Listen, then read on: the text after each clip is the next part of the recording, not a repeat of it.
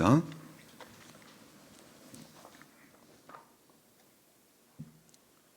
에레미야 애가 5장입니다.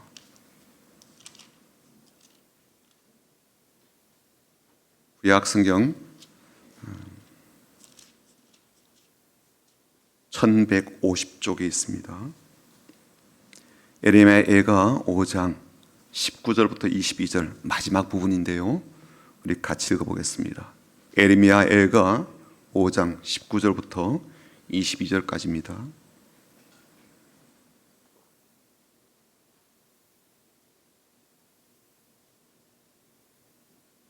같이 읽어보겠습니다. 여호와여, 주는 영원히 계시오며 주의 보좌는 대대에 이르나이다. 주께서 어찌하여 우리를 영원히 잊으시오며 우리를 이같이 오래 버리시나이까? 여호와여, 우리를 주께로 돌이키소서. 그리하시면 우리가 주께로 돌아가겠사오니 우리의 날들을 다시 새롭게 하사 옛적 같게 하옵소서. 주께서 우리를 아주 버리셨사오며 우리에게 진노하심이 참으로 크시니이다. 아멘. 가끔 약국에 약을 사러 가면요, 내가 원하는 약은 아니지만 동일한 성분을 가진 대체약이 있다라고 소개를 해 주는 때가 있습니다. 이름은 다르지만 이 성분은 동일하기 때문에 약효에 있어서 조금 더 부족하거나 문제가 안 된다라고 약사가 말을 해주죠. 약이 그럴 수도 있고요, 또 상품이 그럴 수도 있겠습니다. 하지만 사람은 대체 불가의 존재 아니겠습니까? 성분도 다르고 내용도 다르고 살아온 이력도 다르니까요. 오늘 우리는요, 세상에서 하나뿐인 아주 독특한 이 존재들 사이에 있습니다. 그리고 독특한 특별한 존재들이 갖고 있는 이 가지가지 마음과 정성을 또 감성을 담은 이 축복과 인사도 그래서 얼마나 의미가 있을까라는 생각을 합니다. 우리 한마디 한마디가 특별한 그러한 인사이고 축복이니까 그렇습니다.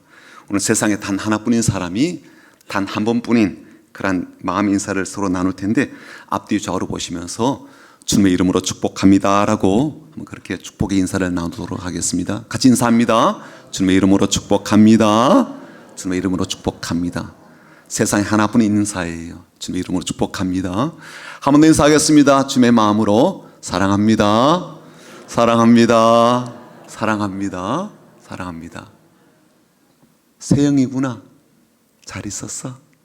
그래, 와서 고마워. 세영이는 또 교환학생으로 미국 간다고 하고 있는데 잘 갔다 올 수 있도록 또 기도해 주시기 바랍니다. 지난주 목요일이었는데요, 성도들과 함께 갈멜산 기도원에 기도하러 올라갔다 왔습니다. 영성훈련 일환으로 다녀오게 됐는데, 오랜만에 올라가서 그런지 참 마음도 새롭고요, 또 자연스럽게 하나님께 이제 마음이 모아지기도 하였습니다. 그러니까 강사 목사님 말씀도 참 좋아서 푹 빠져드는 시간이었습니다. 저만 그랬던 건 아니죠. 가셨던 분들이 소수이긴 하지만 다 그랬을 거라고 생각이 됩니다. 그런데 그 목사님 설교의 그 서두의 내용이 외로움에 대한 이야기였습니다. 그러니까 사람들이 갖고 있는 외로움에는 종류도 다양하고 그 깊이도 다르다라는 그런 이야기였어요. 우리 모두가 공감할 만한 그런 고독과 관련된 이야기들은요, 내 삶도 돌아보게 되고 또 더불어서 다른 이들이 안고 있는 외로움도 살피기에 충분한 그러한 이야기들이었습니다. 지난주에 제가 이제 무기력에 대해서 말씀을 드렸는데, 이것도 많은 사람들이 힘겹게 하는 요인이 되겠지만 그에 못지않게 외로움도 상당한 위력을 가지고 사람들의 마음과 감정으로 스며들고 있다고 생각이 됩니다. 그리고 우리가 우려하는 바 그런 외로움이 기독교인들에게도 정서적인 그런 면에 있어서 깊게 넓게 퍼져가고 있다는 이야기입니다. 미국의 이야기입니다만, 미국의 교회 컨설팅 업체인 커뮤니오라는 이제 업체에서요, 그 설문조사를 했어요. 주의를 지키는, 이게 중요해요. 주의를 지키는 19,000명의 성도들 대상으로 조사한 결과를 발표했는데, 그 조사 내용이 뭐였는가 하면 신앙과 관계에 대한 전국 연구소, 전국 연구 보고서, 그런 이제 내용의 보고서였습니다. 이 보고서에 따르면 교회 성도 5명 가운데 1명은 외로움으로 힘겨운 시간을 보내고 있다, 이제 그런 보고였어요. 그러니까 무려 한 22% 정도가 그냥 외로움을 느끼는 정도가 아니라 외로움 때문에 참 힘들게 살고 있다, 그런 보고를 하였습니다. 이 수치는 그나마 불신자들보다도 한 30% 좀 적게 나와서 다행이다, 그런 생각이 들어요. 그러니까 불신자들 훨씬 더 깊은 외로움을 느끼고 있다, 이제 그런 뜻이죠. 그리고 이 설문조사에서 보니까요, 결혼 여부에 따라서 혹은 짝이 있나 없나, 싱글의 삶인가 아닌가, 이것에 따라서 이 느낌의 편차도 아주 크다라는 그러한 사실도 발견하게 되었는데, 결혼한 사람 가운데 짝이 있으면요, 한 15% 정도만 외로움을 느끼겠지만, 싱글들, 말하자면 아직 결혼하지 않는 청년들, 혹은 뭐 이혼한 사람들, 혹은 사별하는 사람들, 이런 사람들은요, 한 50%가 그렇게 외로움을 느끼고 있다라고 응답을 했다는 겁니다. 물론 이 보고서는 미국 사람들에 관한 것이니까 곧바로 우리나라 사람으로 이렇게 대입하는 건 좀 곤란하다, 그런 생각이 들긴 하겠지만, 인간이 갖고 있는 보편적 정서 가운데 외로움이 있지 않습니까? 미국 사람만 느끼는 게 아니라 우리도 느끼니까, 그렇게 본다면 이게 매우 의미 있는 조사 보고서다라는 생각이 들었습니다. 그건요, 지금 우리나라도 이제 결혼 기피하는 경향이 커졌죠. 게다가 이제 이혼율도 높거든요. 그리고 이제는 생존 기간이 이제 길다 보니까 배우자랑 사별하고 나서 홀로 살아가는 기간도 길어진 거예요. 그러다 보니까 자연스럽게 외로움도 더 많이 느끼게 되었고, 그런 사람들도 더 늘어나고 있다, 그런 이야기가 되는 거죠. 그리고 이런 상황을 두고서 우리는요, 현대인들이 안고 있는 외로움이 결코 가볍게 혹은 뭐 쉽게 여길 수 없는 그러한 현실이라는 것을 깨닫게 됩니다. 그래서 오늘은요, 외로움에 대한 문제에 대해서 좀 생각을 해보고, 또 더 나아가서 외롭다라고 여겨지게 될 때 신앙적인 면에서 우리가 어떻게 대처해야 될 것인가라는 것을 말씀을 통해서 좀 살펴보려고 합니다. 우리 교회에서는 2주간 새벽기도 때 예레미야 애가 말씀을 살피게 되었고, 지난주 토요일까지 마무리가 되었습니다. 저는 그 말씀을 묵상하고 또 내용을 우리가 들으면서 기도로 삼았는데요, 더불어서 이 고난과 이 탄식의 일들이 찾아오게 될 때 우리가 어떻게 될 것인가라는 부분에 대한 깊은 통찰을 예레미야 애가가 우리에게 들려준다는 것을 알고 있죠. 사실 예레미야 선자가 이제 겪고 당했던 고난과 슬픔, 이 탄식은요, 매우 복합적인 것이었어요. 우선 나라가 결단이 났기 때문이거든요. 조국 유다가요, 바벨론 나라에 완전히 정복이 되고 왕들과 수많은 백성들이 이제 포로로 붙잡혀가게 되었습니다. 그리고요, 이 왕이 붙잡혀가게 될 때 두 눈이 뽑힌 채로 붙잡혀갔거든요. 그렇다면 일반 백성들은 얼마나 많은 고초와 고난을 당했겠습니까? 그리고 그들이 끌려가다 보니까 조국 유다는요, 텅 빈 그런 나라가 된 거예요. 황무지가 되고 황폐하게 된 것이죠. 이건 이제 바벨론이 유다를 침공할 때부터 좀 예견이 된 부분입니다. 바벨론이 유다를 침공하고요, 예루살렘을 굴복시키기 위해서 예루살렘 성을 이렇게 포위를 했단 말이죠. 그러면서 이 성 안에 있는 주민들이요, 기근에 시달리기 시작하고 도저히 견딜 수가 없으니까 어떻게 했는가 하면 자기 아이들을 잡아먹은 거예요. 자기 자식을 삶아먹었다고요. 이런 비참한 일들이 일어났기 때문입니다. 그런 현실을 고스란히 지켜봐야 됐던 이 예레미야에게 절망적인 탄식이 있을 수밖에 없죠. 쉼없이 흐르는 눈물로 말미암아 슬픔의 선자다라고 그렇게 불려줄 수밖에 없었습니다. 뿐만 아니라 예레미야는요, 개인적으로 탄식할 수밖에 없는 그런 일도 있었습니다. 그건 뭐냐면, 이런 사건과 이런 일들이 일어날 것을 하나님께서는 미리 예언토록 이 예레미야에게 말씀을 주셨거든요. 근데 그렇게 전하는 과정 속에서 얼마나 많이 배척을 받고 퇴로까지 당했는지 몰라요. 왜 그런가 하면, 하나님께서 예레미야 선지자를 통해서 이스라엘 백성들에게 무엇을 전하라고 하시는가 하면, 바벨론이 침공하고 유다를 삼킬 것이니까 항복해라, 굴복해라, 포로로 그냥 붙잡혀 가라, 이렇게 전하라고 메시지를 준 거예요. 이게 말이 되겠습니까? 이게 예언자가 적국의 편을 들듯이 하나님 백성에게 이방인 나라에 항복하고 그냥 끌려가라, 그렇게 메시지를 전한다면 상식적인 생각을 가진 사람이라면 저게 누구 편이요? 이렇게 생각하지 않을까요? 예레미야가 미쳤다라고 생각하거나 아니면 적국의 스파이 아닌가? 뭐 그렇게 여길 거라고요. 생각을 가진 사람이라면. 그러니까 사람들이 어떻게 해요? 저놈 죽여라. 이렇게 된 거죠. 그러니 조국의 현실도 그렇고 본인도 그런 상황에 처하게 되었을 때 예레미야에게 닥친 슬픔이 얼마나 크고 깊었겠습니까? 그 외로움이 얼마나 더 그렇게 강하게 그를 눌렀겠습니까? 그의 고독함은요, 그의 탄식을 더 처절하게 내뱉게 만들었을 거예요. 오늘날 우리들도요, 고독하다, 외롭다 그러는데 아마 예레미야는 더했으면 더했지 덜하지는 않을 거예요. 그리고 수많은 유대 사람들이 그렇게 고통과 외로움의 시간을 보내야 되었을 겁니다. 희망이 보이지 않는 외로움의 시간을, 또 끝이 나지 않는 고통으로 인한 고독의 시간을 온몸으로 받아내야 되었을 겁니다. 자, 그렇다면 예레미야는요, 어떻게 그런 외로움과 탄식의 시간을 보낼 수가 있었을까? 견뎌낼 수가 있었을까? 눈물의 애가를 부르면서도 어떻게 소망을 품고 일어날 수가 있었을까? 더불어서 유다 백성들로 하여금 탄식의 자리에서 일어날 수 있도록, 그리고 하나님 백성으로서의 삶의 걸음을 다시 시작하도록 어떻게 격려할 수가 있었을까? 저는요, 예레미야를 생각하고 그가 부른 이 애가의 말씀을 살피면서 그의 마음 가운데 담고 있었던 중요한 메시지가 있었다는 것을 깨닫게 되었어요. 그 메시지는 한편으로 질문 형식으로 되어 있지만 사실은 본인은 물론이고 유다 백성들의 삶을 스스로 좀 돌아보고 점검하도록 굉장히 강력하게 촉구하는 것이다라는 것을 저는 알게 되었어요. 그게 뭐냐면 남아있습니까? 라는 말이에요. 남아있습니까? 오늘 뭐 설교 제목이기도 합니다만 남아있습니까? 이건요, 질문이지만 방송실 밑에 자막 띄워주고 있는 거죠. 합을 잘 맞춰야 되는데. 네. 자막 나가고 있나요? 오케이. 자막 나가고 있죠? 오케이. 네. 오늘 같이 좀 잘 해봅시다. 네. 이건 질문이지만요, 이 질문에 대한 대답을 하기 위해서 내가 내 삶을 살피는 순간 우리는 희망을 품게 되고 삶의 외로움을 극복하게 되고 또 인생의 방향을 새롭게 설정하며 나갈 중요한 힘을 얻게 됩니다. 왜냐하면 남아있습니까? 라는 이 질문에는요, 더 중요한 메시지를 담고 있기 때문에 그래요.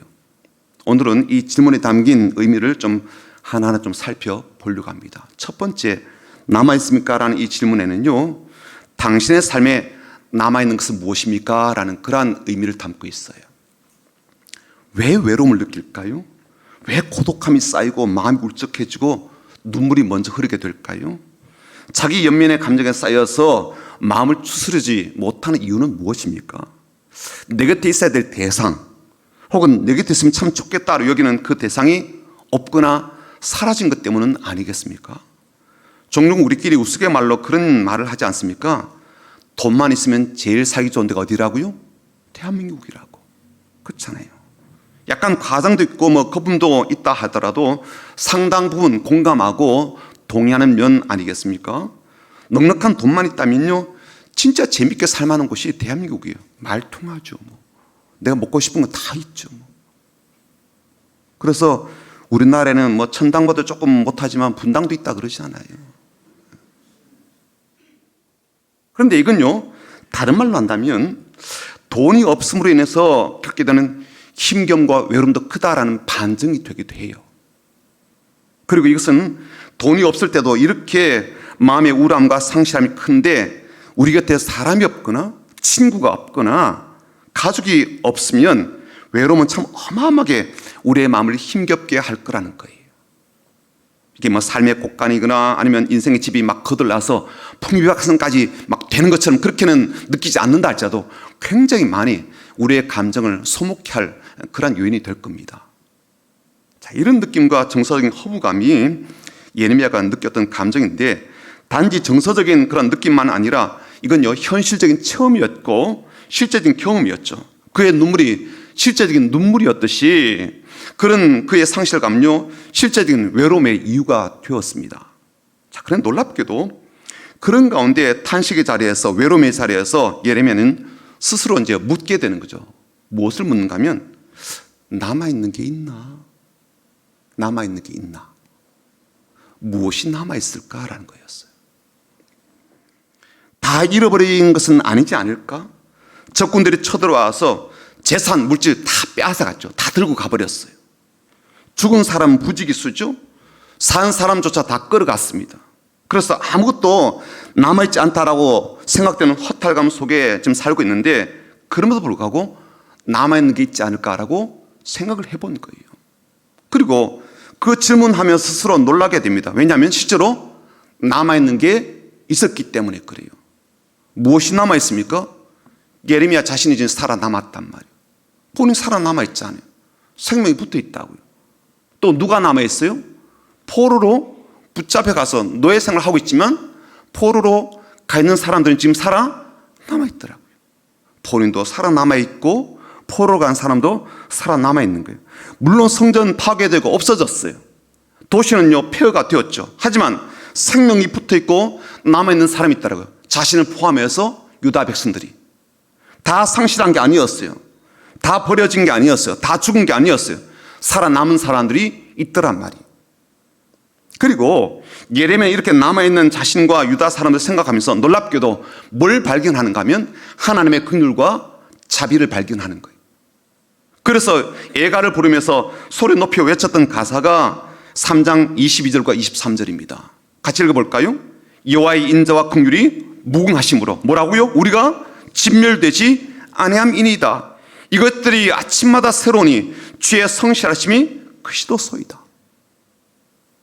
그가 외로움 중에 탄식의 울음 속에서 오히려 소망을 발견하고 새롭게 마음을 바꿔먹게 된 이유가 무엇이라고 합니까? 우리가 진멸되지 않았대요. 우리가 다 죽지 않았대요.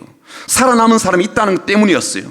그리고 우리가 이렇게 살아남은 것은 사실은 따지고 보니까 주께서 남겨주신 것 때문이더라. 그리고 그렇게 남겨주신 것은 하나님께서 우리를 향하신 이 자비와 인자와 긍휼이 여전하시고 무궁하시고 깊으시기 때문이다. 이걸 깨닫게 된 거예요. 이게 예레미야가 발견한 하나님의 은혜였습니다. 우리에게 남겨진 은혜예요. 그리고 우리가 이렇게 남아있고 우리에게 남아있는 것들을 헤아려 보니까 적지 않게 많더라라는 그런 생각을 하게 된 거죠. 그렇게 생각하니까 생각이 확장되고 깊어지니까 자연스럽게 외로움에서 고독에서 벗어나서 소망을 가지게 되더라. 그런 고백입니다. 사랑 여러분, 여러분에게는 무엇이 남아있습니까? 어떤 것이 남아있습니까? 우리에게 하나님을 향한 소망, 우리의 인생을 향한 소망을 가질 수 있도록 그 남은 것들은 무엇입니까? 지난주에 제가 유튜브 채널을 통해서 이제 찬양을 이렇게 듣다가 너무나도 귀한 찬양을 이제 발견하게 된 거예요.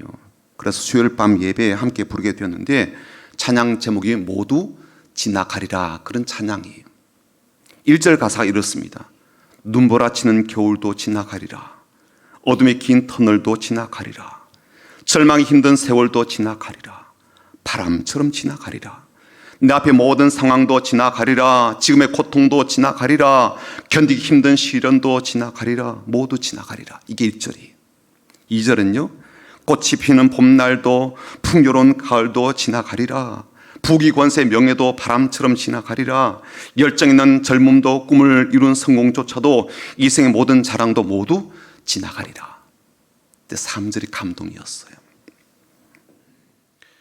이 찬양을 듣는데 참 많은 그런 생각이 스쳐갔죠. 아, 그렇지. 힘든 것도 다 지나간다. 조금만 참으면 되겠다. 조금만 더 견디자. 그런 마음을 갖고 이제 마음이 평안해졌는데 3절을 듣는데 막 감동이 밀려오는 거예요.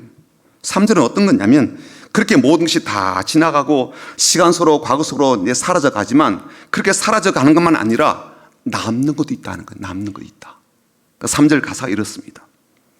고난이 아픔을 줘도 남는 게 있다. 슬픔이 눈물을 줘도 남는 게 있다. 실패가 낙심을 줘도 남는 게 있다. 내 삶에도 남는 게 있다. 모든 것이 지나간 뒤에 남는 게 있다. 하나님이 베푸신 은혜가 있고 하나님이 부으신 사랑이 있다. 이게 3절이에요. 그러니까 다 지나간 것이 보였는데 남겨주신 것들이 있더라는 거예요. 하나님이 베푸신 은혜도 남아있고 하나님께서 보신 사랑도 남아있더라라는 거예요. 여러분, 하나님의 은혜와 하나님의 사랑만 남아있겠습니까? 하나님의 말씀도 있고요. 하나님의 돌보시는 손길도 우리 삶의 길목길목마다 남아있지 않아요. 그리고 우리가 하나님 앞에서 그렇게 몸부림치며 살았던 그 기도의 시간도 남아있지 않아요. 우리가 눈물 흘리며 기도한 소리도 공중으로 그냥 흩어지고 응답이 없는 채 사라지는 것처럼 보여도 주님의 귀에 남아있거든요. 주님의 마음에 남아있다고요. 여러분, 우리 애들이 애절하게 막 눈물 흘리며 말한 것 엄마가 기억하고 있죠. 본인은 몰라도요, 엄마는 기억한다니까요. 그렇지 않아요? 까맣게 잊고 있는 걸 엄마가 나중에 이야기해 주면, 그래? 내가 그랬었어? 그러지 않아요. 설사 나는 기억하지 못한다 할지라도요, 부모가 기억하고 있든 나는 그런 기도 했는지도 몰라도요, 우리 하나님 기억하신다고요. 주님께 남아있다고요. 그렇게 남아있다고 생각하니까요, 가슴이 먹먹해지는 거예요. 남아있다고 생각하니까. 그래서 지금 힘든 현실 가운데 사는 몇몇 분들에게 이제 한 찬양 영상을 보내드렸죠. 이 찬양 들으시면서 내 삶에 남아있는 것 좀 헤아려 보시고 소망과 희망을 품고 힘내서 하루하루 좀 잘 살아봅시다라고 그렇게 보내드렸어요. 외롭다고 생각될 때마다 나에게는 무엇이 남아있는지를 생각해 보십시오. 삶의 한숨이 터져 나올 때마다 내 삶에 남아있는 것이 무엇인지를 살펴보시고 헤아려 보십시오. 두 번째, 남아있습니까? 라는 질문은요, 또 다른 중요한 메시지를 담고 있는데 우리가 반드시 점검해야 될 것을 살피게 하는 그러한 질문입니다. 그건 어떤 것이 담겨있는가 하면 예수님이 당신에게 남아있는가라는 거예요.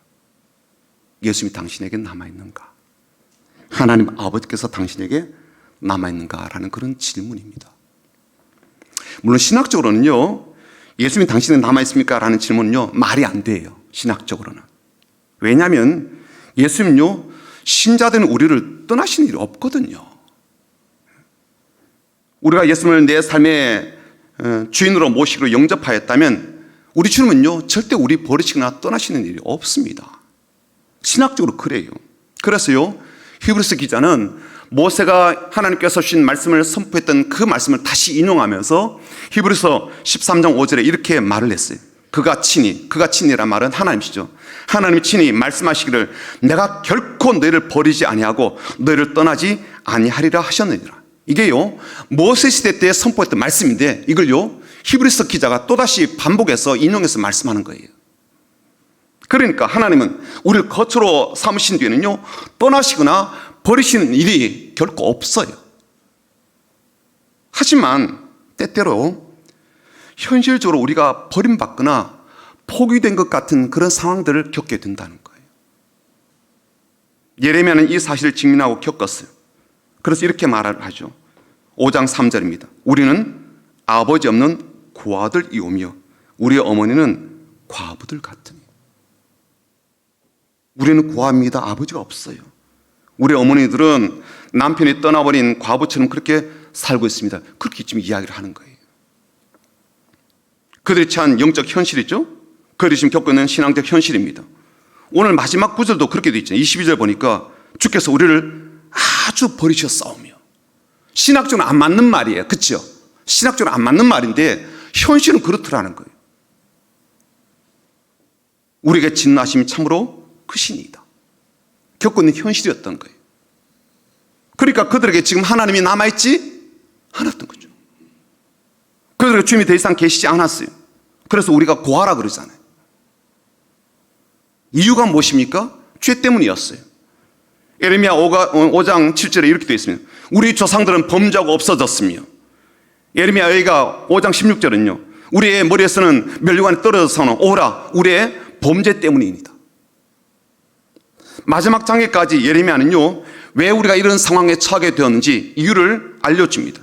왜 예레미야는 그렇게 탄식하며 그렇게 눈물을 흘렸을까요? 그들 안에 하나님이 없고 그들 안에 예수님이 남아있지 않으니까 이들에게서 가장 보여지는 큰 특징이 뭐예요? 방황하는 거예요. 방황하는 거.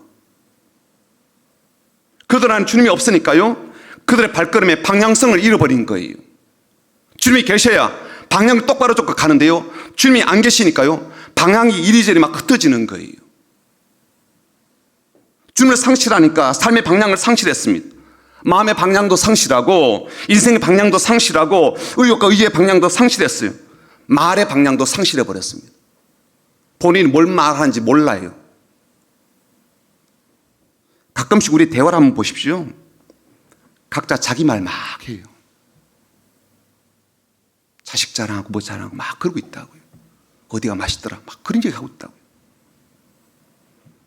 말이 방황하고 있는 거거든요. 말이. 그렇죠? 그 말 여러분 다 담아와서 집에서 그렇지 거기 또 가야 돼 이러고 있지는 않거든요. 그렇죠? 말이 방황하는 거예요. 우리들의 삶을 보십시오. 무엇인가를 향해 열심히 달려가는 것처럼 보이는데 인생은 방황하고 있는 것 아닙니까? 목적지가 없거나 불분명하면요, 아무리 열심히 살고 있다 할지라도 결과적으로는요 방황하고 있는 거거든요. 목적지가 없으면 그런 거예요. 그래서 질문하는 겁니다. 주님이 당신 마음에 남아 있습니까? 하나님 아버지께서 당신의 삶에 남아 있습니까? 라고 질문하는 거예요.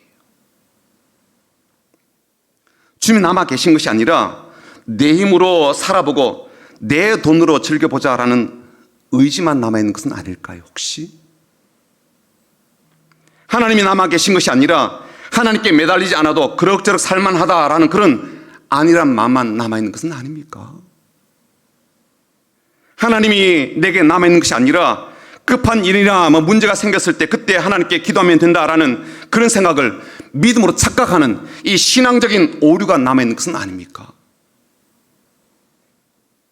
주님이 내게 주님으로 남아있지 않음에도 불구하고 주는 나를 사랑하시는 분이고 하나는 나를 지키시는 분이라는 생각을 갖고 있는 것만으로도 내가 신뢰한 것처럼 오해하는 그런 생각만 남아있는 것은 아닌가요? 두 번째 제가 질문을 그렸습니다. 주님이 내 안에 있는가라고 질문했는데요. 세 번째는 남아있습니까? 라는 질문은 이런 뜻입니다. 내가 주님께 남아있는가? 라는 의미. 내가 주님께 남아있는가? 예수님께서 가버나움이라는 동네에 가셔서요 5병이어 기적을 행하신 뒤에 모인 무리에게 참으로 이해하기 어려운 말씀하셨어요. 어떤 말씀이었는가 하면 내 살을 먹고 내 피를 마시는 자가 비로소 내 생명을 취할 수가 있다. 또 그런 사람만이 내 안에 거할 수가 있고 나도 그 사람 안에 거할 거야. 그런 말씀하셨거든요. 그리고 주님은 하늘에서 내려온 떡이니까 이 떡을 먹어야 영생할 수 있다. 그런 말씀하셨어요. 이 말씀을 들은 사람이 적지 않았는데 문제는 12제자 외에도 수많은 제자들이 예수님을 따랐음에도 불구하고 이 말씀이 어렵다는 것 때문에 이거 우리랑 좀 생각이 안 맞는데? 뭐 이런 것 때문에 더 이상 주님을 믿고 따르기 어렵다는 이유 때문에 예수님을 떠나간 거예요. 그리고 너무나도 안타까운 게 뭐냐면 다시는 그들이 주님께 돌아오지 않아요. 다시는 그들이 주님과 함께하지 않게 됩니다. 그런 현실을 보시고요 주님 돌아서서 12제자에게 하신 말씀이 뭐였냐면 이러했어요. 너희도 가려느냐? 너희도 갈겨? 너희도 나를 떠날겨? 그렇게 말씀하셨어요.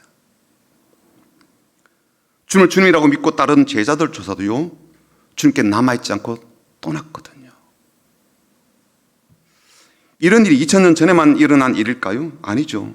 지금의 가난한 성도들은 교회만 안 나가지 주님을 떠나지 않았다라고 말할지 모르겠습니다. 내가 교회만 안 나가지 나 신앙 버린 거 아니야. 하나님 잊은 거 아니라고 그렇게 말할지 모르겠어요. 만약 그렇다면요 그분들에게 좀 묻고 싶은 거예요. 그분들이 주님께 남아있다라는 증거를 좀 보여달라고. 무엇을 증거로 보여줄지 모르겠지만 증거 좀 보여달라고 말하고 싶어요. 교회는 안 나가도 11조를 송금하고 온라인으로 헌금하면서 의미 있는 일을 위해서 봉사단체에 기부하고 있으니까 나는 주님께 남아있습니다라고 그렇게 말할 작정일까요? 영상으로 예배를 드리고 있고 나름 성경책도 읽고 있고 큐티도 하고 있으니까 나는 그래도 주님께 남아있는 사람들 중에 나름 준수한 사람 아닌가요? 그렇게 말할 작정일까요? 꼭 교회당에 예배당에 가서 예배를 드려야 되나요? 성도들과 함께 그렇게 활동해야 되나요? 또 선교사를 하는 일에 몸으로 참여해야 주님께 남아있다라고 그렇게 여겨주십니까? 그건 목사님 너무 좁게 신앙을 해석하는 건 아닌가요? 그렇게 질문할 거예요. 물론 그럴 수 있겠죠. 하지만 예레미야가 눈물로 간구하는 이 마지막 기도를 들어보시면요, 우리의 생각이 좀 달라집니다. 21절 보십시오. 21절 같이 읽어보겠습니다. 여호와여 우리를 주께로 돌이키소서. 그리하시면 우리가 주께로 돌아가겠사오니 우리의 날들을 다시 새롭게 하사 옛적 같게 하옵소서. 간구의 핵심 내용은 뭐냐면요, 우리를 주님께 돌이키게 해달라는 그런 간구예요. 우리가 주님께로 돌아가게 하옵소서. 그래서 우리의 삶을 회복시켜 주시고 우리의 삶을 새롭게 시작하도록 도와달라는 그런 애절한 기도예요. 그런데 제가 이 기도를 보면서요, 제 마음을 붙잡는 구절이 있었어요. 주께로라는 말, 주께로.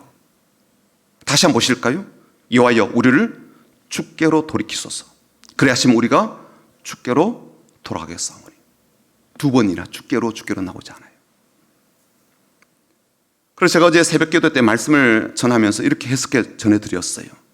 주께로라는 이 말은 사실 그 당시 유다 백성들이 잃어버린 말이었다. 선자들과 제사장들이 상실한 말이었다. 그들이 주께로라는 말을 잃어버렸기 때문에 그들은 방황하고 있었다. 주께로라는 말을 잃어버렸기 때문에 하나님께 주신 땅에 거주하지도 못하였다. 주께로라는 말을 잃어버렸기 때문에 그들은 삶의 생기도, 삶의 의지도, 의욕도 잃어버렸다. 주께로라는 말을 잃어버렸기 때문에 그들은 영적 시력도 잃어버렸다. 그래서 하늘의 선물을 보는 시력도 잃어버렸고 하나님께 주신 복도 바라보지 못하는 영적인 맹인이 되었다. 내 마음을 주께로, 내 영혼을 주께로, 내 심장을 주께로, 내 시선을 주께로, 내 손을 주께로, 내 발걸음을 주께로 그렇게 되돌리며 살아야 되는데 그렇게 하지 못했다. 내 시간을 주께로, 내 열심을 주께로, 내 힘을 주께로, 내 사랑과 내 물질을 주께로 돌려드리며 살아야 되는데 그렇게 살지 못했다. 그러므로 누군가 주께로 돌아가지 못하거나 주께로 나가지 못하거나 주께로 돌려드리지 못하고 있다면 이건 사실 방황하고 있거나 아니면 자신이 지금 주님 안에 남아있다라고 착각하고 있는 이 두 가지 외에 다른 것은 없다. 그런 거예요. 여러분 어떠세요? 주님 안에 남아있습니까? 다른 사람은 다 떠나도 저와 여러분만큼은 주님께 남아 있으십니까? 다른 사람은 다 교회를 떠나더라도 당신만큼은 하나님 아버지께 남아 있으십니까? 다른 사람은 신앙을 등지더라도 당신만큼은 끝까지 주님께 남아 있겠습니까? 사랑성도 여러분, 오늘 설교 제목이 남아있습니까? 라는 그런 제목입니다. 이 질문 속에는요, 우리가 스스로 삶을 돌아보고 대답해야 될 중요한 신앙적 점검이 포함되어 있습니다. 당신의 삶에 남아있는 것은 무엇입니까? 하나님이 남겨주신 것은 무엇입니까? 예수님이 당신 안에 계십니까? 주님이 주님으로서 당신 안에 남아있습니까? 당신 하나님 안에 남아있습니까?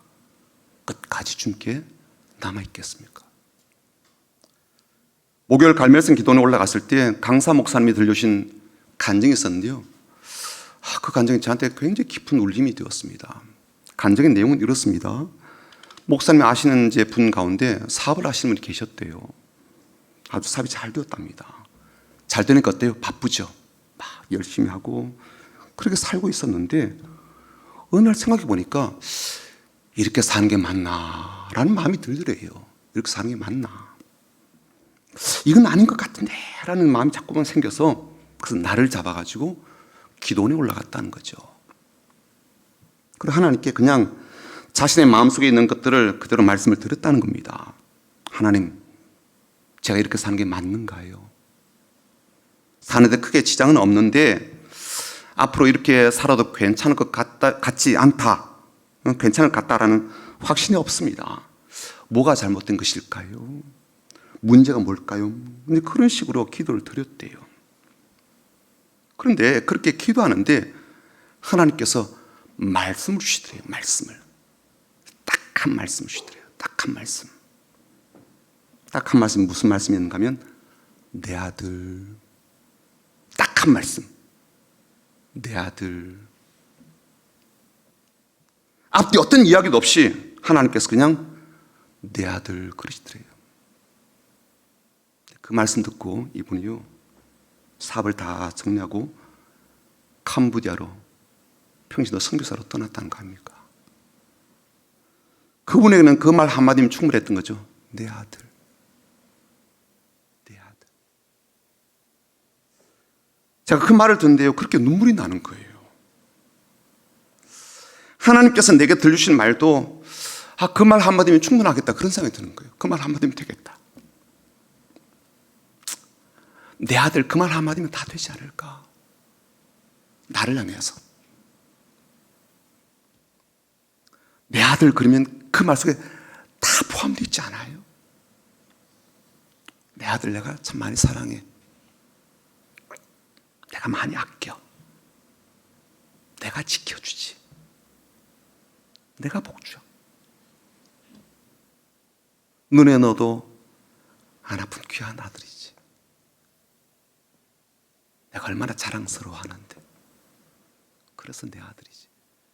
그런 의미가 다 포함된 말이 내 아들이더라. 내 아들.